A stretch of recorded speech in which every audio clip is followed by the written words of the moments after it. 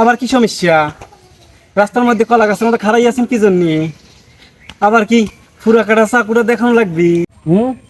বার কর দি তোর ফুরা কাটা নুরুল। আজ পরীক্ষা হয়ে যাবে নে, তোর বুকের পাটা কত বড় হয়েছে। এটা কি সত্যি সত্যি আসল পিস্তেল নাকি চাউল পাউলের খেল নেয়া? একটু পরে টের পাবুনি, যখন তোর মাথার গুলি মুলি উড়ে যাইবে তখন বুঝতে পারবি এটা আসল পিস্তল না সল বলের খেলনা। এটা কি আসলে গুলি আছে নাকি ফলস মারতে চাও? ইয়ার কি করতিছু?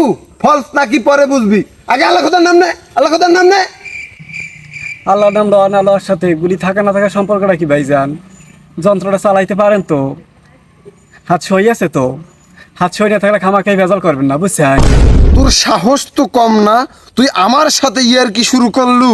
আমি আপনার সাথে আর কি করতেছি না ভাই।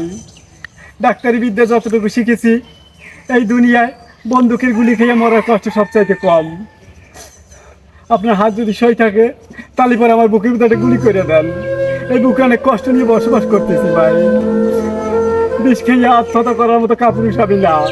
গুলি করে দেন আপনার হাত সই থাকলে।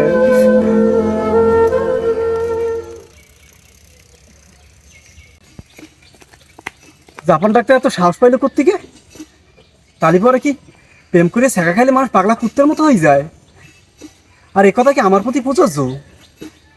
ওরে আল্লাহ, কি দেখলাম আমি? ওটা সত্যি সত্যি পিস্তল ছিল না? যদি গুলি করে দিত? ওরে আল্লাহ!